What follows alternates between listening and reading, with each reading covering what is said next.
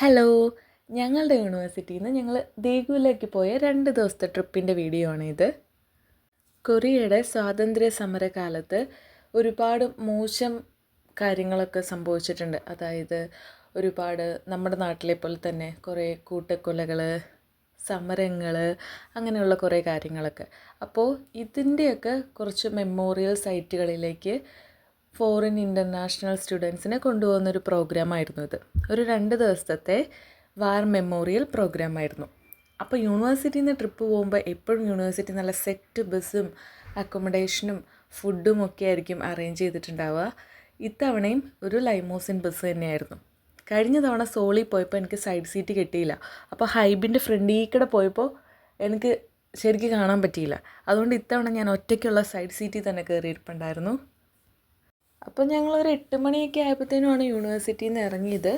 എന്നിട്ട് ഞങ്ങൾ ഒരുപാട് ദൂരം യാത്രയൊക്കെ ചെയ്ത് ദേഗുവിലെത്തി.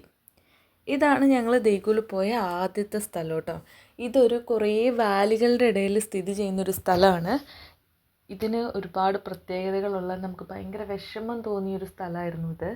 അതായത് ഇതിൻ്റെ പേരാണ് പ്യോചാങ് മസാക്രെ മെമ്മോറിയൽ പാർക്ക് എന്ന്.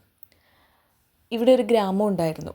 അപ്പോൾ ഈ യുദ്ധകാല സമയത്ത് കുറച്ച് മിലിറ്ററി ആൾക്കാരൊക്കെ ചേർന്നിട്ട് ഒരു ഗ്രാമത്തിലെ ആൾക്കാരെ മൊത്തം കൂട്ടക്കുരുതി ചെയ്തു. അവരെ വെടിവെച്ചു കൊന്നു, കുറേ പേരെയൊക്കെ അടിച്ച് ദ്രോഹിച്ച് അങ്ങനെയൊക്കെ കൊന്നിട്ട് ഈ ആളുകളെ മൊത്തം അവരെന്താ ചെയ്തതെന്നറിയാമോ? ആരും കാണാത്ത ഒരു വാലിയിൽ കൊണ്ടുപോയിട്ട് അവിടെ മൊത്തത്തിൽ അവരെ തീ വെച്ച് കളഞ്ഞു. അവിടെ എന്താ പറയുക, അവിടെ ഒരു ഗ്രാമം ഉണ്ടായിരുന്നില്ല എന്ന് വരുത്തി തീർക്കണ പോലെ അവരത് ചെയ്തു. എന്നിട്ട് കുറേ നാളുകൾക്ക് ശേഷം ഇതിങ്ങനെ നടന്നതൊക്കെ മനസ്സിലാക്കിയിട്ട് ഒരു ആൾ, എനിക്കങ്ങനെ കറക്റ്റ് ആരാന്നങ്ങനെ ഞാൻ ശരിക്കും ഓർക്കുന്നില്ല. കാരണം അവർ കൊറിയനിലാണ് ഇങ്ങനെ കൂടുതലും എക്സ്പ്ലെയിൻ ചെയ്തത്. അതുകൊണ്ട് എനിക്കത് ഒരുപാട് മനസ്സിലായില്ല. ഒരാളുണ്ടായിരുന്നു. അദ്ദേഹമാണ് കുറച്ച് നാളുകൾക്ക് ശേഷം ഇവിടെ ഇന്ന കാര്യങ്ങളൊക്കെ സംഭവിച്ചു എന്ന് പറഞ്ഞിട്ട് ഗവൺമെൻറ്റിനെ അറിയിക്കണതും ഗവൺമെൻറ് പിന്നെ ഒരു അന്വേഷണത്തിന് ഉത്തരവിടുന്നതും അങ്ങനെയൊക്കെ. അങ്ങനെ അന്വേഷണമൊക്കെ നടത്തിയ സമയത്ത് ഇവർ ഈ കത്തിച്ച സ്ഥലത്തുനിന്ന് കുറേ ബോഡി റിമെയിൻസ് അങ്ങനെയുള്ള കുറേ കാര്യങ്ങളൊക്കെ കിട്ടുകയും ഇവരിത് UN-ലൊക്കെ അവതരിപ്പിക്കുകയും അങ്ങനെയൊക്കെ ചെയ്തു എന്നൊക്കെയാണ് അവിടെ എഴുതി വെച്ചിട്ടുള്ളത്. അങ്ങനെയാണ് ഇത് മൊത്തം പുറത്തേക്ക് അറിയുന്നത്, ഈ കാര്യങ്ങളൊക്കെ. അപ്പോൾ അവിടുത്തെ ആളുകളുടെ കുറേ പേരുടെ ഫാമിലീസ്, അവരുടെ എക്സ്പീരിയൻസ് അതൊക്കെ ഷെയർ ചെയ്യുന്ന ഒരു മ്യൂസിയം ഇവിടെയുണ്ട്. ആ മ്യൂസിയത്തിൽ ഓരോ സ്റ്റെപ്പായിട്ട് നടന്ന കാര്യങ്ങൾ, പിന്നെ കുറേ ഡെമോ ഒക്കെ ഉണ്ടാക്കി വെച്ചിട്ടുണ്ട്. അവിടെ നമുക്ക് കാണാൻ പറ്റും. അങ്ങനെ ഇത് പുറത്തോട്ട് കൊണ്ടുവന്ന ആൾ, അദ്ദേഹത്തിൻ്റെ കുറേ കണ്ടെത്തലുകൾ, അന്നത്തെ ന്യൂസ് പേപ്പർ കട്ടിങ്ങുകൾ, ആ ഗ്രാമത്തിൽ നിന്ന് അവശേഷിച്ച കാര്യങ്ങൾ, പിന്നെ ഇതിനകത്തുനിന്ന് എങ്ങനെയൊക്കെയോ രക്ഷപ്പെട്ട 1-2 പേര്, അവരുടെ കുറേ എക്സ്പീരിയൻസുകൾ, അതെല്ലാം ഇവിടെ നോട്ട് ചെയ്തിട്ടുണ്ട്. ആ സമയത്ത് ആ ഗ്രാമത്തിൽ നിന്ന് പുറത്ത് പോയിട്ടുണ്ടായിരുന്ന കുറച്ച് ആളുകളൊക്കെ ഉണ്ടായിരുന്നു. അപ്പോൾ അതിന് ശേഷമാണ് ഇവരുടെ ഫാമിലിക്ക് സംഭവിച്ച കാര്യങ്ങളൊക്കെ മനസ്സിലാക്കുന്നത്. അപ്പോൾ ഇത്രയും പേരുടെ സ്മാരകങ്ങൾ നമുക്ക് അവിടെ പോയി കഴിഞ്ഞാൽ അവരുടെ ഓർമ്മയ്ക്ക് വേണ്ടിയിട്ട് ഇതുപോലെ കിട്ടിയ ബോഡി റിമെയിൻസൊക്കെ വെച്ച് സംസ്കരിച്ച സ്ഥലം, അവരുടെ പേരുകൾ, അതെല്ലാം നമുക്ക് കാണാൻ പറ്റും കേട്ടോ ഇവിടെ. മ്യൂസിയത്തിന് പുറത്തോട്ട് ഇറങ്ങുമ്പോൾ നമുക്കിതുപോലെ നല്ല ഭംഗിയുള്ള സ്ഥലങ്ങളൊക്കെ കാണാൻ പറ്റും. ഞങ്ങൾ ചെന്നത് രാവിലെ ഒരു സമയത്തുമായിരുന്നു. അതുകൊണ്ട് തിരക്ക് ഭയങ്കര കുറവായിരുന്നു. ഞങ്ങൾ മാത്രമേ ഇവിടെ ഉണ്ടായിരുന്നുള്ളൂ എന്നാണ് എനിക്ക് തോന്നുന്നത്. പാർക്കിംഗ് ഏരിയയിലൊക്കെ ഞങ്ങളുടെ ബസ്സുകൾ മാത്രമേ ഉണ്ടായിട്ടുണ്ടായിരുന്നുള്ളൂ. നല്ല ഭംഗിയുള്ളൊരു സ്ഥലമായിരുന്നു ഇത്. ചുറ്റും ഒരുപാട് കൃഷിയിടങ്ങളും അങ്ങനെയൊക്കെ ഉള്ളത്. അപ്പോൾ അടുത്തൊന്നും റെസ്റ്റോറൻറ്റ് ഇല്ലാത്തത് കാരണം ഞങ്ങൾക്ക് ഇതുപോലെ ഒരു ബ്രേക്ക്ഫാസ്റ്റ് കിട്ടിയിട്ടുണ്ടായിരുന്നു. യൂണിവേഴ്സിറ്റിയിൽ നിന്ന് തന്നെ പ്രിപ്പയർ ചെയ്തതാണ്. അടുത്തതായിട്ട് ഞങ്ങൾ പോയിട്ടുണ്ടായിരുന്നത് ദേഗുവിലുള്ള ജയിൽ ചർച്ച് എന്ന് പറഞ്ഞിട്ടുള്ള ഒരു ചർച്ചും അതിൻ്റെ കുറച്ച് ഭാഗങ്ങളും കാണാൻ വേണ്ടിയിട്ടാണ്. ക്രിസ്ത്യൻ മിഷണറീസ് കൊറിയയിൽ വരുന്ന സമയത്ത് കൊറിയയിലെ ഈ ചർച്ചും കുറച്ച് അതോറിറ്റീസൊക്കെ കൂടിയിട്ട് അവർക്ക് താമസിക്കാൻ വേണ്ടിയിട്ട് ട്രഡീഷണൽ ആയിട്ടുള്ള ഒരു വെസ്റ്റേൺ പിന്നെ ഒരു കൊറിയൻ രീതിയിലുള്ള കുറച്ച് വീടുകളൊക്കെ പണിത് കൊടുത്തിട്ടുണ്ടായിരുന്നു അവർക്ക് താമസിക്കാൻ വേണ്ടിയിട്ട്. പിന്നെ കൊറിയയിൽ ആദ്യത്തെ ഹോസ്പിറ്റൽ എന്ന് പറയുന്ന ഒരു ചെറിയൊരു കെട്ടിടം പോലെ, ചെറിയൊരു കുഞ്ഞു വീട് പോലെ അതിപ്പോഴും അവർ സൂക്ഷിച്ചു വെച്ചിട്ടുണ്ട്. അവർക്ക് താമസിക്കാൻ വേണ്ടി പണിത വീടുകൾ, അന്നത്തെ സ്റ്റീം ബോയിലേഴ്സ്, അങ്ങനത്തെ കുറേ കാര്യങ്ങളൊക്കെ ഇവരിവിടെ പ്രിസർവ് ചെയ്ത് വെച്ചിട്ടുണ്ട്. നല്ല ഭംഗിയുള്ളൊരു ഗാർഡനും ഇതിനെ ചുറ്റിപ്പറ്റിയിട്ടുണ്ട്. പിന്നെ ഇപ്പോഴും ആക്റ്റീവായിട്ടുള്ള ഒരു ചർച്ചും ഇവിടെയുണ്ട്. ഇവിടെ വെച്ച് വളരെ കോമഡി ആയിട്ടും വളരെ എന്താ പറയുക അൺഎക്സ്പെക്റ്റഡും ആയിട്ടുള്ള ഒരു കാര്യം സംഭവിച്ചു. എന്താണെന്ന് വെച്ച് കഴിഞ്ഞാൽ ഞാനൊന്ന് വാഷ്റൂമിൽ പോയിട്ട് തിരിച്ചിറങ്ങി വന്നപ്പോഴത്തേനും എൻ്റെ കൂടെ വന്ന 42 പേരെ കാണാനില്ല. ഞാനവിടെ എല്ലായിടത്തും നോക്കി, അവിടെയാണെങ്കിൽ ഒരു കുഞ്ഞിനെ പോലും കാണാനില്ല. എന്നിട്ട് അവസാനം ഞാൻ കണ്ടുപിടിച്ചു. അടുത്തതായിട്ട് ഞങ്ങൾ പോയതൊരു മ്യൂസിയത്തിയിട്ടായിരുന്നു. National debt redemption movement memorial museum എന്നാണ് ഇതിൻ്റെ പേര്. ഈ മ്യൂസിയം കണ്ടപ്പോൾ എനിക്കിങ്ങനെ തോന്നി, അക്കാലത്ത് ഈ കൊറിയക്കാരൊക്കെ എന്താ പറയുക ഭയങ്കര ഒത്തൊരുമയൊക്കെ ഉള്ള ഒരാൾക്കാരായിരുന്നല്ലോ, അങ്ങനെ എനിക്ക് തോന്നി. നമ്മളുടെ നാട്ടിൽ ഇതുപോലെ ഒത്തൊരുമയും ഒക്കെ കാണിക്കുന്ന ഒരുപാട് സംഭവങ്ങൾ ഉണ്ടായിട്ടുണ്ട്. ഇവിടെ എന്താ നടന്നതെന്ന് വെച്ച് കഴിഞ്ഞാൽ കൊറിയ ഒരുപാട് നാൾ ജപ്പാൻ്റെ കീഴിലായിരുന്നു. നമ്മളുടെ നാട്ടിൽ ബ്രിട്ടൻ ഭരിച്ചുകൊണ്ടിരുന്ന പോലെ തന്നെ. അതുപോലെ ഈ ജപ്പാൻകാർ കൊറിയയുടെ എല്ലാ സ്വത്തും ഇങ്ങനെ ഊറ്റിയെടുത്തുകൊണ്ടിരുന്നു. അപ്പോൾ ഒരു വലിയ കടം കൊറിയയ്ക്ക് ജപ്പാൻകാർക്ക് കൊടുക്കാനുണ്ടായിരുന്നു. അതൊരു വലിയ എമൗണ്ടായിരുന്നു. അപ്പോൾ ഇവർക്ക് അത് കൊടുത്ത് തീർക്കാനൊക്കെ ഭയങ്കര ബുദ്ധിമുട്ടായിരുന്നു. കാരണം ഓൾറെഡി ഇവർ അവരുടെ ഭരണത്തിൽ ഭയങ്കര ബുദ്ധിമുട്ടിയിരിക്കുന്ന സമയമാണ്.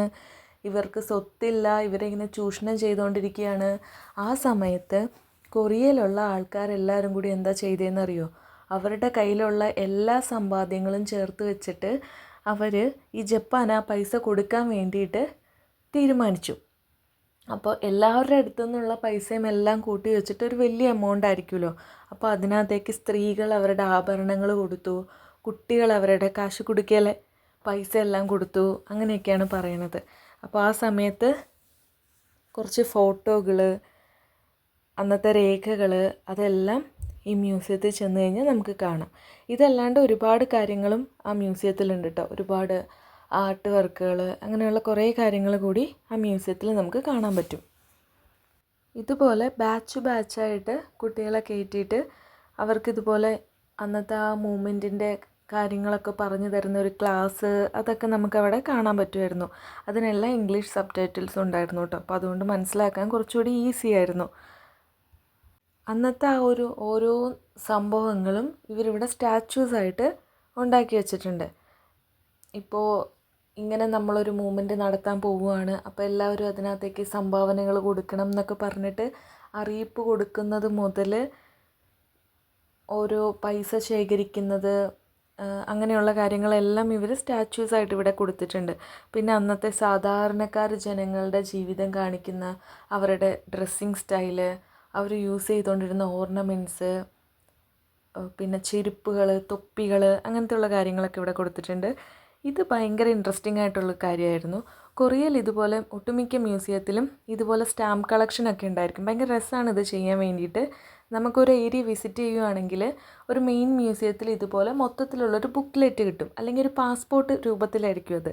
നമ്മൾ ഓരോ സ്ഥലം വിസിറ്റ് ചെയ്യുമ്പോഴും ആ സ്ഥലത്തിൻ്റെ സീല് നമുക്കതിനകത്ത് പ്രിൻ്റ് ചെയ്യാൻ പറ്റും. അപ്പോൾ നമ്മൾ ഇന്ന് ഇത്രയൊക്കെ സ്ഥലം പോയിട്ടുണ്ട്, ഇത്രയൊക്കെ സ്ഥലം കണ്ടു തീർത്തു എന്നൊക്കെ പറഞ്ഞിട്ട് നന്നായിട്ട് യാത്രയൊക്കെ ചെയ്യുന്ന ആളുകൾക്ക് ഇത് ഭയങ്കര ഇൻട്രസ്റ്റിംഗ് ആയിട്ടുള്ളൊരു കാര്യമായിരിക്കും.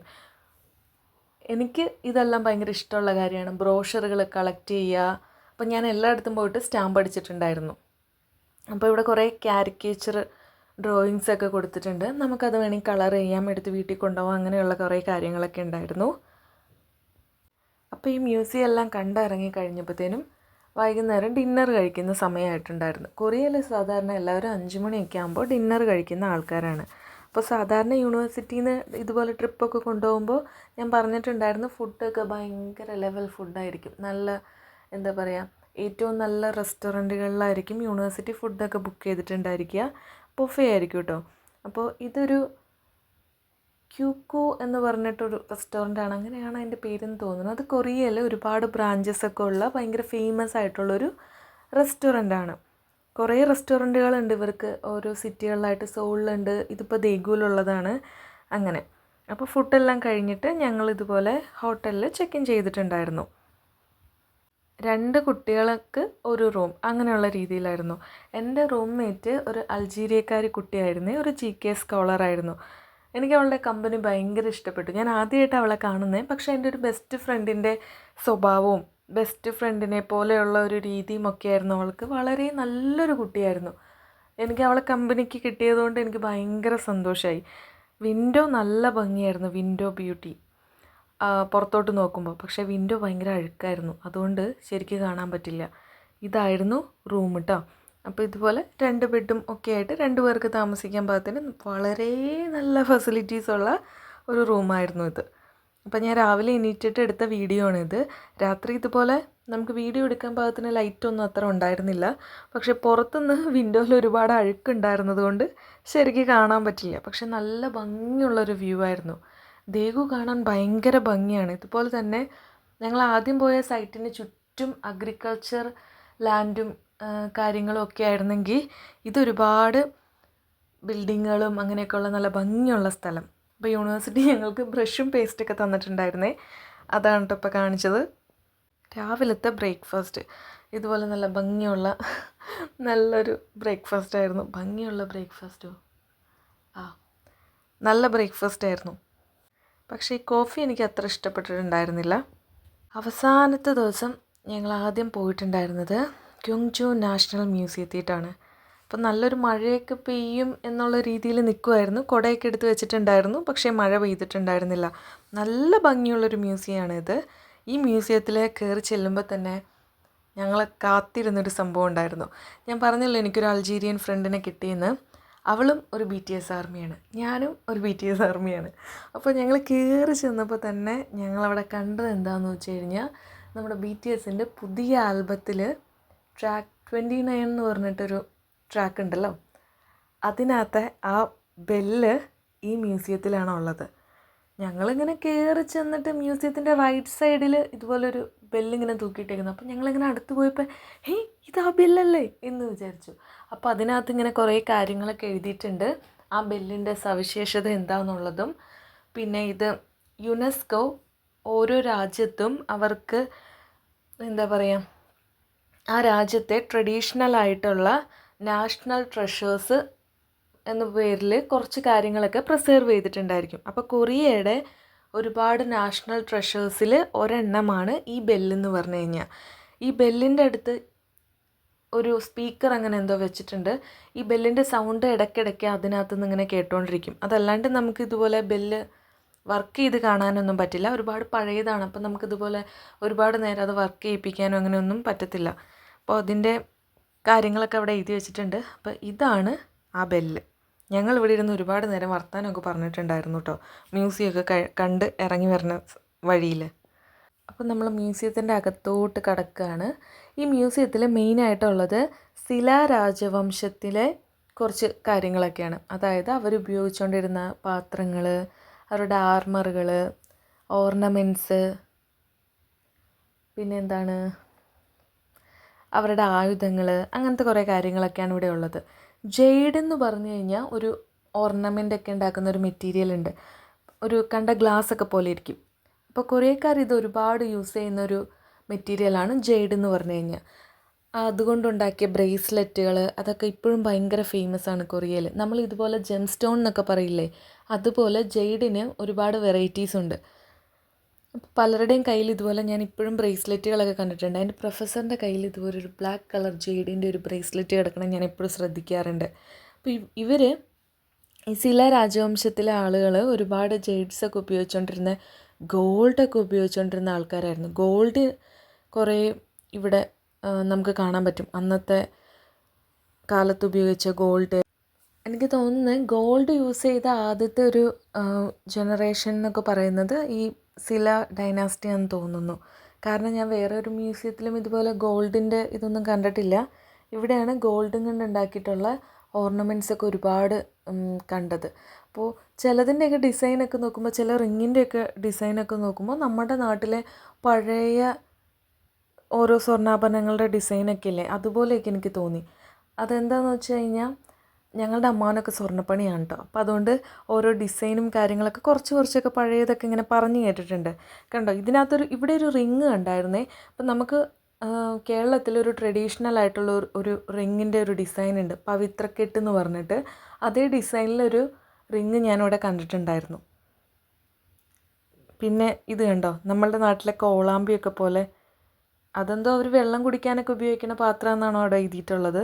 ഇങ്ങനത്തെ നല്ല ഭംഗിയുള്ള പാത്രങ്ങളൊക്കെ നമുക്കിവിടെ കാണാൻ പറ്റും ആ കാലത്ത് ഉണ്ടാക്കിയിട്ടുള്ളത്. ഇത് എനിക്ക് ഈ പാത്രങ്ങളൊക്കെ കണ്ടപ്പോൾ കുറച്ചുകൂടി തോന്നിയത് ഈ ഒരു ഡൈനാസ്റ്റിയിലുള്ള ആൾക്കാർ ഭയങ്കര എന്താ പറയുക, നല്ല ഭംഗിയിലൊക്കെയാണ് ഇവർ എല്ലാ കാര്യങ്ങളും ഉണ്ടാക്കിയിട്ടുള്ളതെന്ന് എനിക്ക് തോന്നിയിട്ടുണ്ട്. സ്റ്റാച്യൂസ് ആണെങ്കിലും നല്ല ഭംഗിയുള്ള സ്റ്റാച്യൂസ്, നല്ല ഫിനിഷിംഗ് ഒക്കെ ഉള്ള, അതായത് നമുക്ക് ഫേഷ്യൽ ഫീച്ചേഴ്സൊക്കെ നല്ല ഭംഗിയിൽ വിസിബിളായിട്ടുള്ള അങ്ങനത്തെയൊക്കെ സ്റ്റാച്യൂസൊക്കെ നമുക്കിവിടെ കാണാൻ പറ്റും. ഇത് ഞാൻ അവിടെ നിന്ന് എടുത്ത ഒരു വീഡിയോ ആണ്. ഇതെന്തിനാണ് ഈ വീഡിയോ എടുത്തതെന്ന് വെച്ച് കഴിഞ്ഞാൽ പണ്ട് ഞാനൊരു സ്വപ്നം കണ്ടിട്ടുണ്ടായിരുന്നു. അതായത് ഒരു മലയിലേക്ക് ഇങ്ങനെ കയറി പോകുമ്പോൾ, കുറച്ചൊക്കെ ആയിട്ടേ പറയാൻ പറ്റുള്ളൂ, മൊത്തം പറയാൻ പറ്റില്ല. അപ്പോൾ മലയിലോട്ട് ഇങ്ങനെ കയറി പോകുമ്പോൾ എവിടെയാണെന്നൊന്നും അറിയില്ല കേട്ടോ, കുറേ സാൻഡ് സ്റ്റോൺ കൊണ്ട് ഉണ്ടാക്കിയ മൗണ്ടൻസ്, ഉണ്ടാക്കിയതല്ല സാൻഡ് സ്റ്റോൺ മൗണ്ടൻസ്, കുറേ പച്ചയായിട്ടുള്ള കുറേ മരങ്ങൾ അതൊക്കെ അവിടെ വളർന്നിരിക്കണം. അപ്പോൾ അങ്ങോട്ടേക്ക് കയറി പോണ സമയത്ത് അതെല്ലാം കൂടി ഇടിഞ്ഞ് പൊളിഞ്ഞ് ഇങ്ങോട്ടേക്ക് ചാടും. അപ്പോൾ ഞാൻ വിചാരിച്ചത് സോളിൽ ഇതുപോലെ ഒരു മൗണ്ടൻ ഉണ്ട്, അപ്പോൾ ആ മൗണ്ടൻ ആയിരിക്കും ഇത്, അങ്ങനെ ഞാൻ വിചാരിച്ചു ഞാൻ സ്വപ്നം കണ്ടപ്പോൾ. പക്ഷേ ഞാൻ ഈ മ്യൂസിയത്തിൽ പോകുന്നവരെ ഞാൻ വിചാരിച്ചു അതായിരിക്കുന്നു. പക്ഷേ ഈ മ്യൂസിയത്തിൽ ഈ വീഡിയോ ഞാൻ കണ്ടു. അതായത് ഇതൊരുപാട് ആ മ്യൂസിയത്തിൽ നിന്ന് കുറച്ച് ദൂരെയുള്ള ഒരു മൗണ്ടനാണിത്. അപ്പോൾ അവിടെ ഇതുപോലെ കുറേ സ്റ്റാച്യൂസും കാര്യങ്ങളൊക്കെ ഉണ്ട്. അപ്പോൾ അതിൻ്റെ ഒരു വീഡിയോ എടുത്തിട്ട് അവർ ഇങ്ങനെ വലിയ സ്ക്രീനിൽ മ്യൂസിയത്തിൽ നമുക്ക് കാണാൻ വേണ്ടി വെച്ചിരിക്കുന്നതാണ്. അപ്പോൾ എനിക്കത് കുറച്ച് മാച്ചിങ് ആയിട്ട് തോന്നി, കുറച്ചുകൂടി മാച്ചിങ് ആയിട്ട് തോന്നി, എൻ്റെ സ്വപ്നത്തിൽ കണ്ടൊരു സ്ഥലം പോലെ. അപ്പോൾ എൻ്റെ ഫ്രണ്ടിന് കാണിക്കാൻ വേണ്ടിയിട്ട് ഞാൻ എടുത്തൊരു വീഡിയോ ആണ് കേട്ടോ ഇത്. പക്ഷേ ഈ സ്ഥലം നമ്മൾ പോയി കഴിഞ്ഞാൽ നല്ല ഭംഗിയായിരിക്കും കാണാനെന്ന് എനിക്ക് തോന്നുന്നു. കണ്ടോ, ഒരു ദൂരെ മലമുകളിലുള്ളൊരു സ്ഥലമാണ്. പക്ഷേ അങ്ങോട്ടേക്ക് ഒരുപാട് ടൂറിസ്റ്റുകളൊന്നും പോകുന്ന അങ്ങനത്തെ ഒരു സ്ഥലമാണെന്ന് എനിക്ക് തോന്നുന്നില്ല. പിന്നെ ആ മ്യൂസിയത്തിൻ്റെ പുറത്ത് ഇതുപോലെ കുറച്ച് സോവനിയർ സാധനങ്ങളൊക്കെ വിൽക്കുന്ന കുറച്ച് ഷോപ്പുകളൊക്കെ ഉണ്ടായിരുന്നു. അതൊക്കെ കണ്ട് കുറച്ച് നേരം അതിക്കടെയൊക്കെ നടന്ന് ഞങ്ങൾ പുറത്തിറങ്ങി. രണ്ടാമത്തെ ദിവസം ഞങ്ങൾ ഈ മ്യൂസിയം മാത്രമാണ് കണ്ടിട്ടുണ്ടായിരുന്നത്. എന്നിട്ട് ലഞ്ചൊക്കെ കഴിച്ചിട്ട് ഞങ്ങൾ യൂണിവേഴ്സിറ്റിയിലേക്ക് തിരിച്ചു പോന്നു. പക്ഷേ ഇത് പെട്ടെന്ന് തീർന്ന പോലെ തോന്നി, എന്താണെന്നറിയില്ല. ഇപ്പോൾ ദിവസങ്ങൾ കുറച്ച് അധികം സ്പീഡിലാണ് പോണത്, പക്ഷെ എന്നാലും നമ്മളിതുപോലെ ട്രിപ്പൊക്കെ പോകുന്ന സമയത്ത് അതിന് സ്പീഡ് ഭയങ്കര കൂടുതലായിരിക്കും എന്ന് തോന്നുന്നു. 2 ദിവസം പോയത് അറിഞ്ഞതേ ഇല്ലായിരുന്നു. അപ്പോൾ ഇത്രയേ ഉള്ളൂ. അടുത്ത വീഡിയോ കാണാം. Bye bye.